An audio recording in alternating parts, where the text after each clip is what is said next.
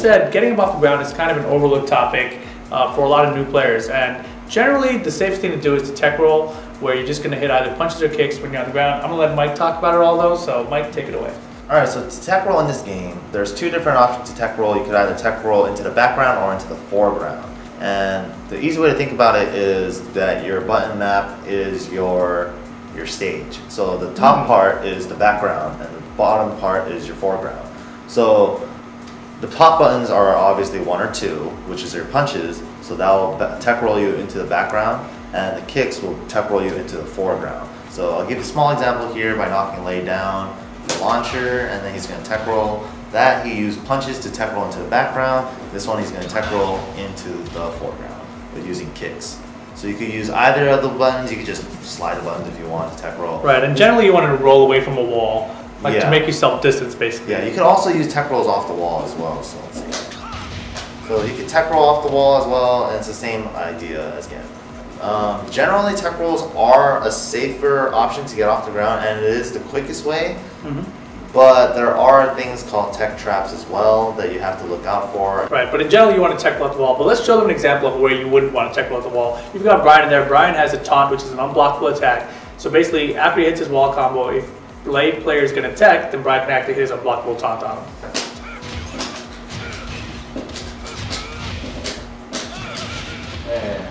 Okay, so that's a small example of a tech catch situation, but at the wall you can actually tech roll late as well, right? Do we want to show them that really quickly? Yeah, you could delay your tech catch, your tech roll timing while you're still sliding down the walls. Yeah. Nice. Cool. So I think that about covers tech rolls, right?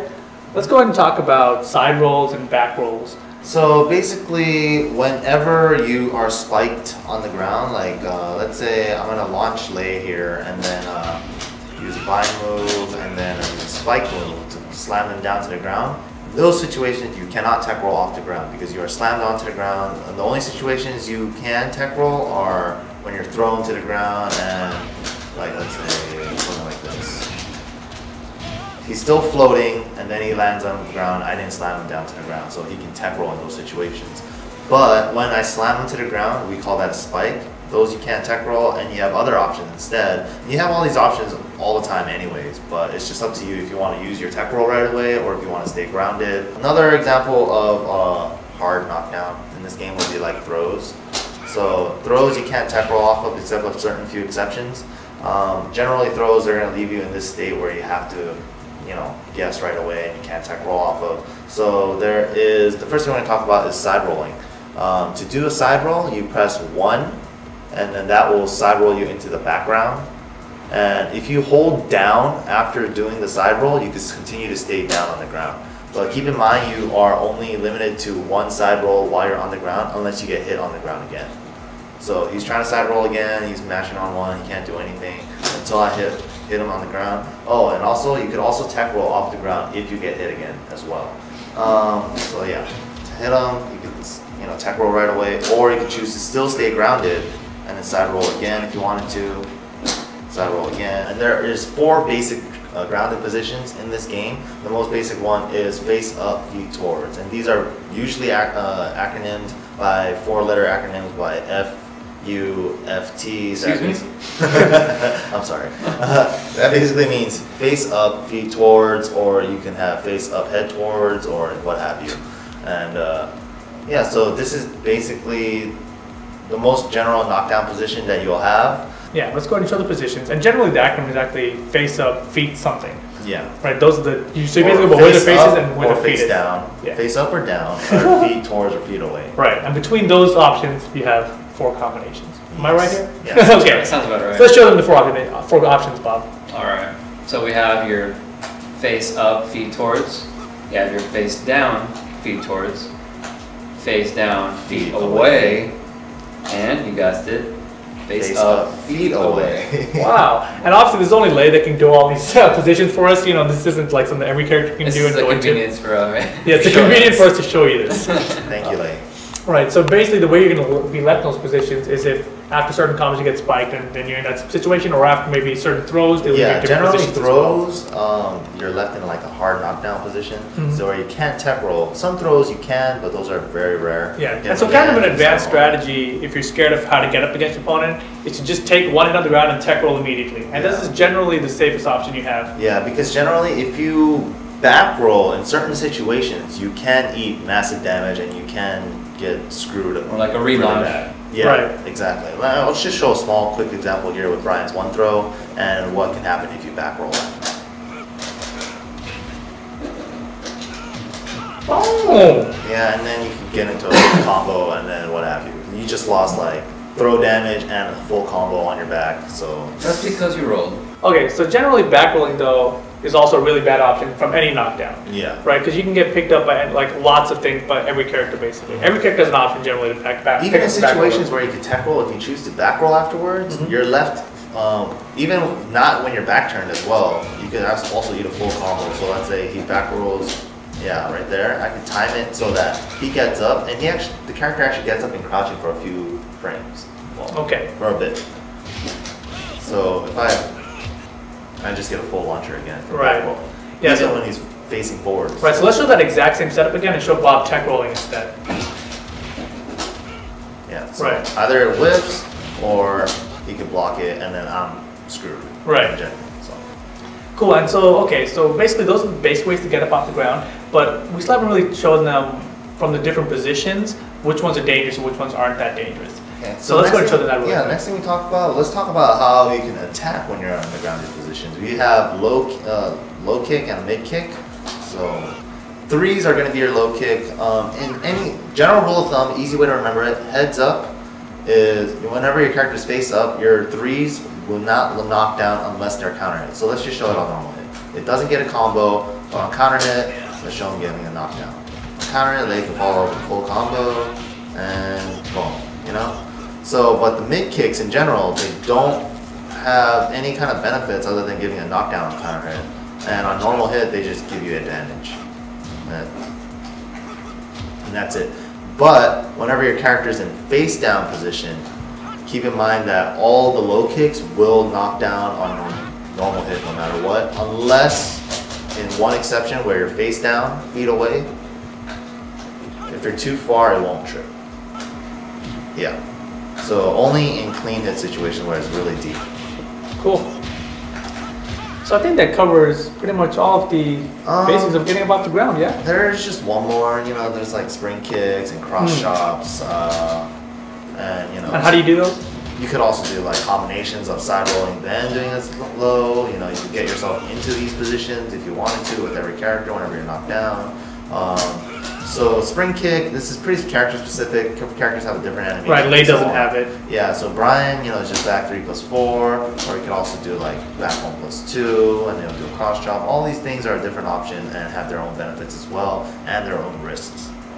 Right, and actually that just reminds me, there is actually one more. It's the Chinese get-up. Right? Oh yeah, well, okay, go on. I was talking about something else. There's two more. Okay, so I'm gonna knock Lay into the air with a jet upper, and then if he holds forward, instead of being able to tech roll, he could actually do, this is what we call a Chinese get up. You just hold forward and then they'll notice you'll do a quick little spring kick, and it also does a little bit of damage as well, and it counts as a hit. So. Yeah, in certain knockdown situations, people are going to do like something like a running 3 at you as Oki. This Chinese get up kick can actually float them for a little juggle as well. Yes, that's correct. And but the only risky part is if he decides to do this and whiffs it, I could just launch him again. So just keep in mind about that option. Yeah, and something new to this tag game actually is what they're calling, I think it's called quick tag roll, or tag quick roll, I forget. But basically in situations like say Brian's mock punch, on regular hit, you just to get hit by a pop, you'll see that the legs go up in the air like that. These situations you can actually hold back, and your character can quickly back a lot of it. So this will prevent any Oki setup. Another option that's been added to this game though is that you can hit tag instead of holding back. And I'll get a quick tag when your tag teammate will come into it instead. Alright, so now we're going to talk about running attacks. You can initiate this by tapping forward, you know, dashing, and holding that forward direction. So if you run a few steps, you're going to be able to tackle your opponent after about a few steps. After you tackle them, you have the option of punching them by either pushing the left punch or right punch buttons, which will allow you to gain additional damage. Right, and new to this game is that you could actually do the same punch over and over again. Right, you don't have to alternate it. You can just push left punch, right punch, or whatever combination. And to break this punch away, if that person is doing a 1, you actually have to press it by 2 because they're punching you with your left hand and you're deflecting it with your right hand. Exactly. Right, so let's see that in action. There you go. Wow, first guess. If you press 2 right at the beginning of the tackle, you'll actually push them to the side. If you press 1+2 right before they hit the ground, you'll actually flip them over. And then you can punch them. And the tables have turned. There you go, exactly. And certain characters after the tackle, they can initiate an arm break when they push 1+2. Then to defend against that, once they start that arm break, you can push 1+2 and then push 2 4 times to quick succession. Yes. Repeatedly. It's all in one motion. You can break that arm break. And before we move on, just one more thing. Like some characters also have a reversal as well. Like Paul, Dragunov, when you're pressing 1-1-2, when they're about to punch you, and they start off with either right or left punch. I'm not sure exactly which one. They'll actually reverse it, and it'll get them in a reversal while they're on the ground.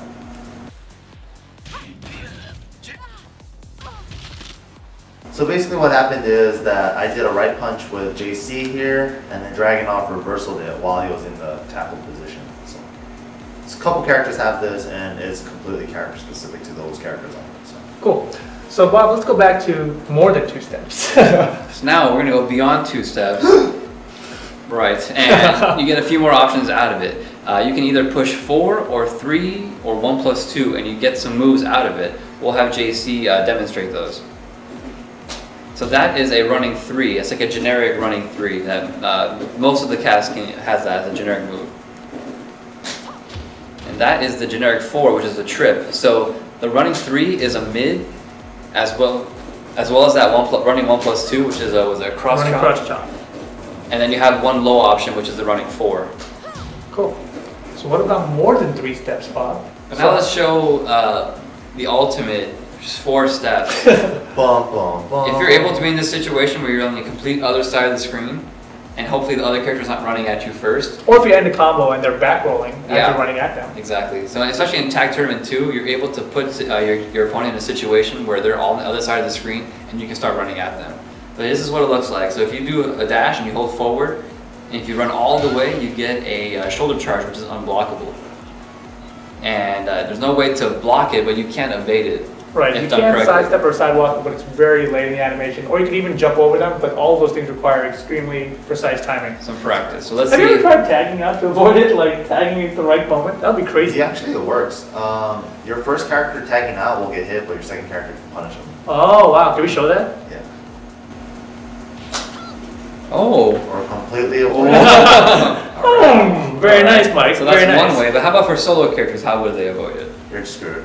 You can actually sidestep it. Yeah. There you go. So you just gotta make sure. Was that a sidestep or a sidewalk? Oh, perfect. That's actually really good. I'm pretty impressed with myself. I think as you did it because you were in game mode instead of trying to show it, so it worked out pretty well. So it's not too hard, but it just takes some practice. But it is doable. So now we're going to show some character-specific running moves. So Dragunov has 2 special ones. He has a running 2 and a running 3. So here's a running 2, which is a mid punch, and he also has a running 3, which is a slide. So it's good options when you're doing a run-in where you can actually mix up your opponent with those special tag moves or special running moves. Right, but that running low can only be done after 3 steps, and it's not often that you're going to have that much space. Right. But something unique to this tag game is that you can do running attacks off of the tagging. Exactly. So this will be very useful in situations where you're raw tagging and then bringing in a character, and then you could force a mix-up basically. Right, especially a character that has a unique running attack. Yeah, it's granted that you have enough time to safely tag in. Right, and you can initiate that right when you push the tag button by pushing the 3 forwards and then the button. Yeah, just like that. And instead of needing space for 3 steps, you could do this right up in their face too, as long as you just press triple forward. Yeah, so definitely in a nice situation where you can use that move where you normally would be in very unique situations. So normally when you're in the middle of the screen and you tag in your character, he'll be able to run in and do some running attacks. But if you're at the wall, you lose that option because your character hops in as opposed to running in. And in those situations, you can't do any running attacks. Right. Your character just kind of jumps in. And so that's your only option at the wall. That's a bit of a disadvantage if you're trying to do some running attacks, because again, only possible in the middle of the screen. Cool. Alright, so there's another set of defensive options in this game, and we'll categorize them as reversals. So the first basic, most universal reversal in this game is called the low parry. So how do you do the low parry? You just tap down forward. Right, we covered this in the first episode a little bit, so you guys already have a general idea of how this works. You just tap down forward when an opponent's doing a low attack. And then you'll sweep their leg, and then you can't use your bind anymore. We'll get to the combo system in the next episode. But you use up your bind right away, and then you could go for a mini combo there. Or what have you, something like that. That's just an example. And then the next thing we'll go on to is actual parries. Actual parries, yeah, sure. That sounds good to me. Wang actually has, these are actually kind of character specific. Depends on the character. Some characters don't have parries at all. Some characters have moves that parry only in certain animations, like part of the animation, but those are called sabakis, which we'll get to. Right, I mean, you also have Law on your team. You could show, I mean, Law has a parry that's only punches and kicks for highs and mids, but he also has a punch parry with just back 1+2 that's only punches. Yep. And, what good is a parry if you don't have a follow-up, so let's show Wang. His parry is back 1. And it actually parries multiple hits in succession. So if Bruce did like a string like 1, 2, 1, 2, it'll parry the whole thing by itself. Wang is awesome. And all I did was press the parry button once. So basically what a parry is, it moves the move out of the way. It doesn't stop the other opponent's animation of the move. It lets them still do it. But Law's parry is a little different exception. It's kind of very specific to him. So yeah, it actually pushes him out of the way and stops their animation, but Law gets something guaranteed out of it. Right. So and not all characters get something guaranteed after a parry. Yes, that's true. Like I think Ling does not. Yes, that's neither true. does Force Law. And Jin, he only gets it in big whip situations. Right. So there goes that. So the next thing we're going to talk about is reversals. Reversals are kind of like what Law's parry looks like, but they're a little different. Why are they different? Because you can chicken them. That's what a reversal is. Right, but generally also reversals they actually catch the move. Yeah, that's correct. And they it catch damage. the move and they put them in like a throw-like animation. Right. So let's show. I'm gonna do let's have Bob do a 1, then a 1 again. Oh no! I break your arm. Ah! And here's a situation where it puts them, face down, like feet away. Right. Which you could get a combo from until the Oh, but not too far away. Nope, off axis as well. Alright, so there we go. That's a reversal, and there are some exceptions to this rule as well. So he can reverse also kicks as well, so let's have him do a 1 and a 3. Boom! Punch in the mouth. And certain characters, their reversals are chickenable, and of them are not chickenable. Yeah, that's correct. So what's a chicken What ball? is a chicken? It's one of those animals that are no, just kidding. They're delicious when you put rotisserie in front of them. So, The name rotisserie chicken. Oh, I see. Got it. Strange. Alright, so to chicken, like we said, Tekken's a game about limbs. 1, 2, 3, 4. We know our numbers. Lambs? So chicken and I'm lamb. hungry. I'm getting hungry. Alright. But let's go back to the naming of chicken, okay? So back in Tekken 3, I think it was, Yes.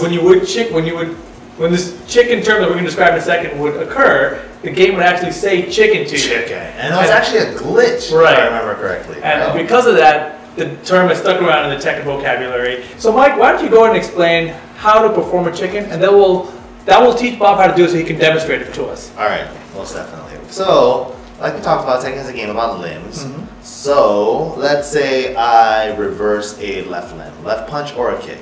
So anything on the left side, you want to chicken it with a forward to push them away. Think of it as pushing them away, and both left attacks. So you're going to be, if you sent out a left punch, you're going to be pressing forward 1+3. Right. So if they're doing a right punch or a right kick, you do it in reverse. Well, not really reverse. Right. Forward and 2+4 instead. Right, the right limbs. Yeah, the right limbs. So let's show a demonstration of that right now. So I'm going to have Bruce do a 1 and a 3, and then Bob's going to chicken it with a forward 1+3. Okay. Chicken! Chicken. I don't know if it said it, because we don't have sound here, but yeah, chicken. Chicken. Delicious. And we're going to show the same thing again with a right limb. And it's pretty much going to be the same animation, but it's going to just be with a different notation to chicken it. Oh. There you go. Easy. That's Wow, how Bob, you really leveled up your game today. That's quite impressive. I was 50% right.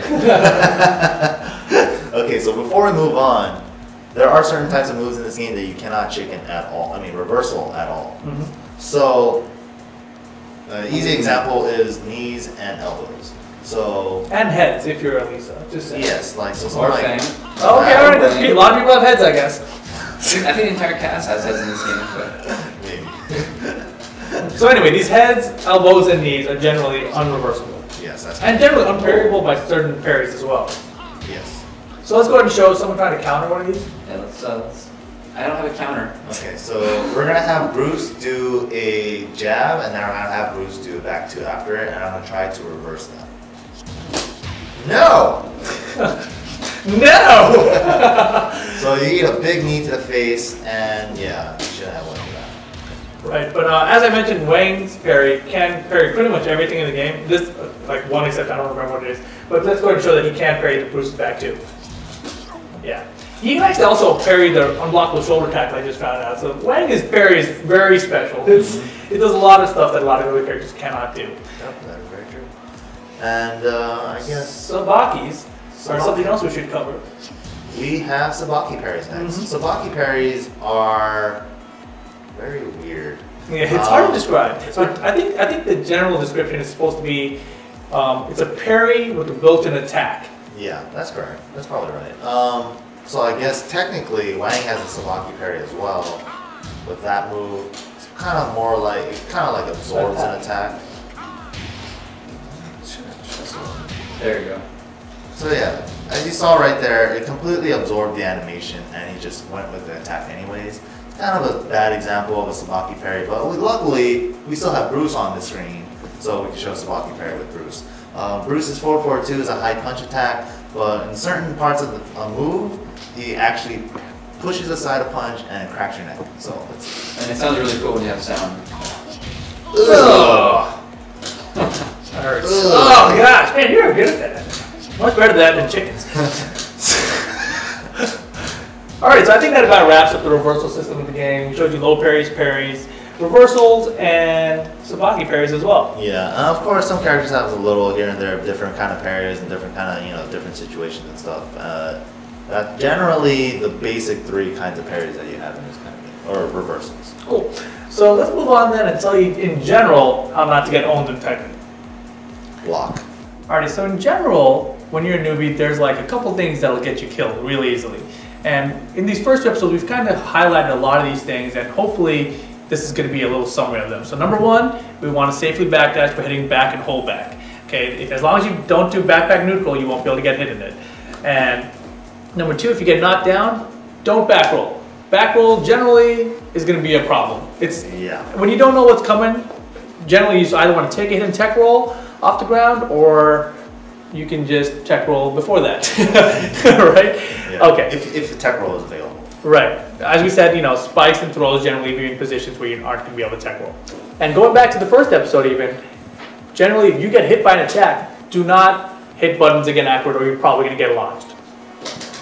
Right. See, so in that kind of a situation, Lars has got impatient. He tried to attack even though he was hit first, and he was at such a disadvantage that Lars going to get a free launch on him. Right. And this one's going to sound a little bit weird, but don't hit buttons. What? Yeah, I mean, this obviously favors when to hit buttons. Okay, fine. I guess that's a little nicer way to say it, right? But you have to basically learn the flow of a Tekken match, and that's kind of what we've been trying to show you these things, especially the first episode and second episode. And you basically have to pick your spots, outzone your opponent, outspace your opponent, and basically find the openings to hit the buttons. Don't just go in there hitting buttons all day long, or your opponent's going to outspace you and basically get free damage on you. Yeah, and also make sure if you're going to try to attack them, make sure they at least connect. That's your main goal. Yeah, if you're going to attack and you're planning on whiffing, you're just giving an opening to them. A very big opening, generally. Yeah. So yeah, definitely learn the range of your moves and make sure that they connect, even if it's on block. Yeah, and also, when they're trying to attack you, try to make them whiff with your movement. That's generally what Tekken is. It's a movement-based game. Yeah, I mean, we didn't really say the words before, but Tekken is very much a footsie-based game. Yes. So if you come from a 2D background, footsies is probably a big word for you, or something that's important to your gameplay, and it's extra important in Tekken.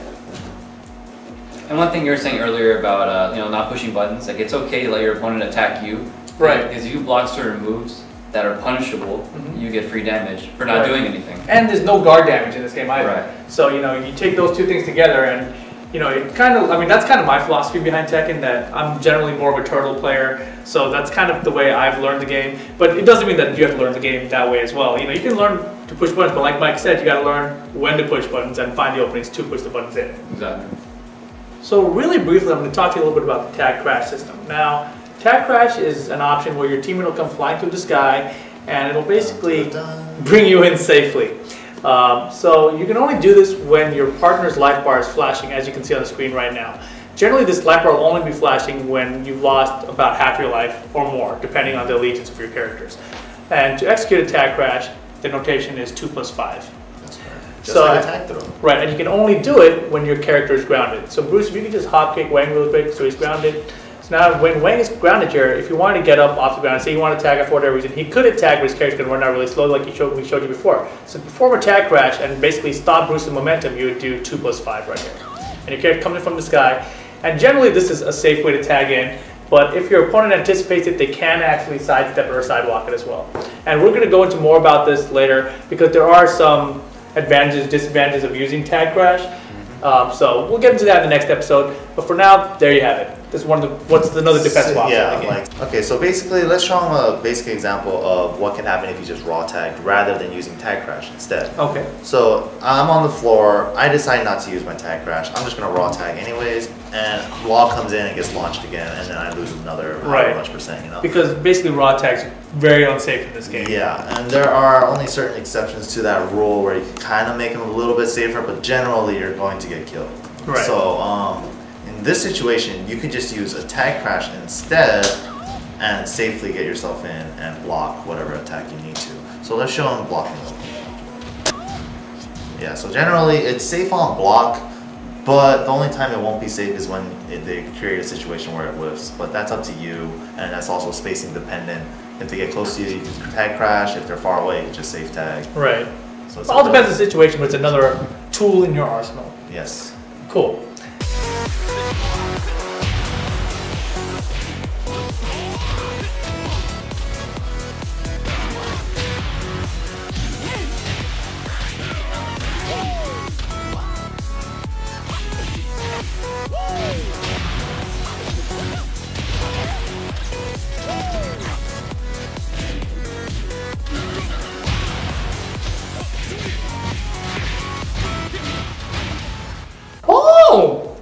Wow. Yeah. Wow is a good word for those combos, Bob. That was impressive. Thank you. You're welcome. But, these first two episodes have been really defensive. We've showed you guys a lot of the basics of the game, but it is a tag game, and the new exciting thing is all these cool combos you can do with both your teammates and that team synergy. So getting started next episode, we're going to start getting really offensive. Yeah, we're going to get really offensive. We're going to talk about the combo system, Red Life, Tag Crash, Netsu Rage, and the Tag Assault system specifically, as well as damage scaling and some other stuff for you hardcore fans out there. Be sure to follow us, youtube.com/levelupyourgame, as well as Twitter, Facebook, and Twitch/levelupyourgame. And other than that, that about wraps up this episode. So tune in next time to level up your game.